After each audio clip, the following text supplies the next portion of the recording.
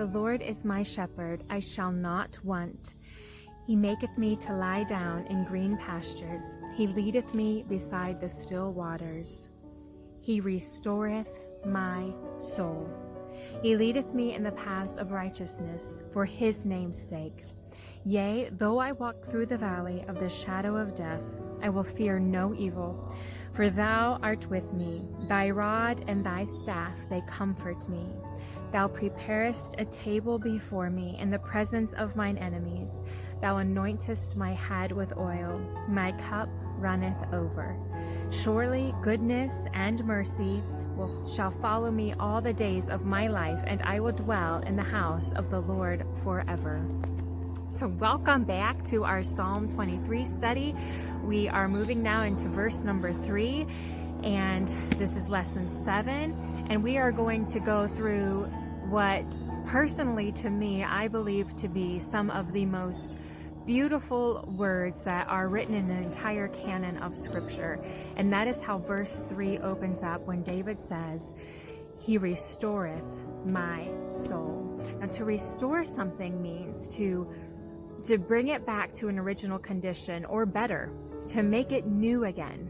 And David is saying here that the Lord restoreth his soul.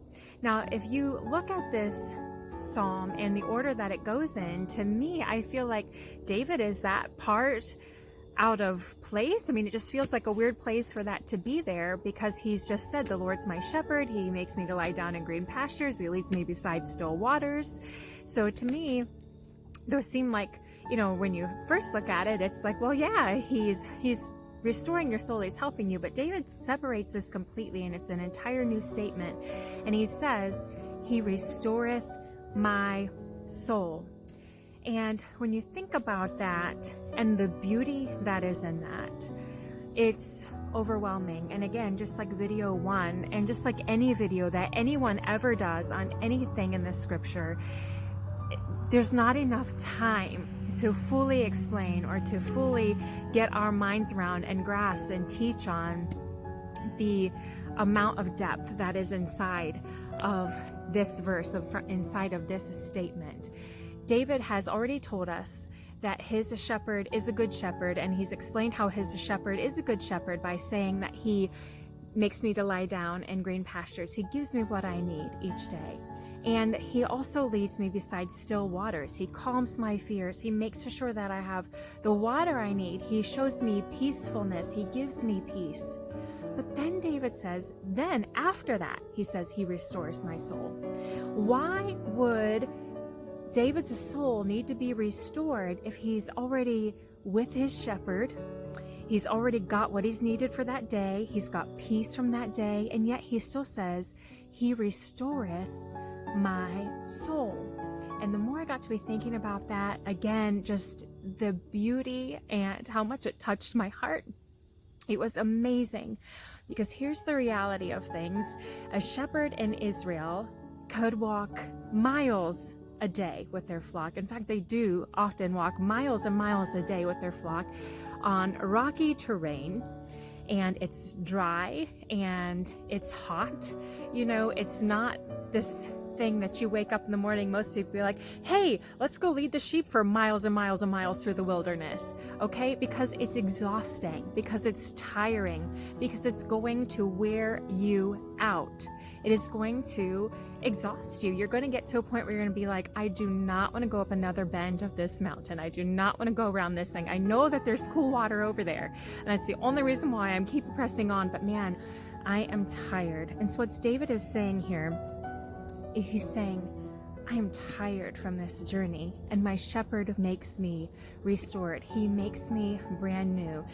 He is saying, yes, he leads me through those green pastures, and that's what the Lord does for us. Yes, he leads us through good pastures. To say that you're tired or that sometimes that you grow weary, you're not saying that the Lord isn't your shepherd, that he's not enough for you, that he's not going to provide, because he does.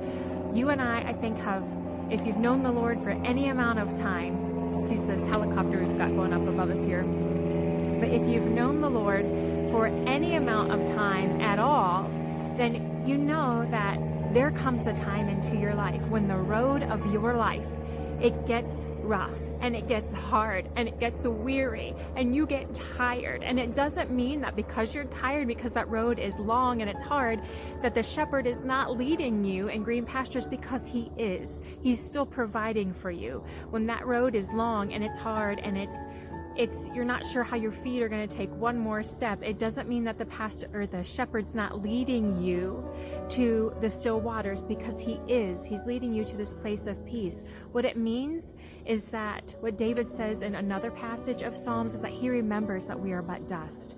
What that means is we're going to get tired. Our flesh is going to faint. Our flesh is going to fail within us. And David is saying, I've walked miles in this desert terrain and I'm tired and I'm weary, and the Lord has given me everything I've needed. He's led me beside still waters. He is my shepherd. I shall not want. But Lord, shepherd, I'm weary. And the Lord comes in and he says, I'm going to restore your soul. David says, he is the one that makes me new again. My shepherd is the one that gives me back everything that I've just lost on this journey, restores me again, and makes me new and better and ready for the journey tomorrow that's going to come up. And when I think about that and apply it to my own life and hopefully to your life, does the shepherd, Jesus Christ, do that for you? Is he your shepherd today? Does he restore your soul? I know I can say that the Lord is the restorer of my soul, that there have been days where I wake up and I say, Lord, I don't want to wake up. I don't know how I'm going to get through this day. I'm still weary from yesterday's journey. And the shepherd comes and he says, sit with me for a while. Let's stand beside this still waters, you and I, in a time of prayer, and I'm going to restore your soul. I can testify that Jesus Christ, the shepherd of my soul, has done that for me. Has he done that for you? He wants to.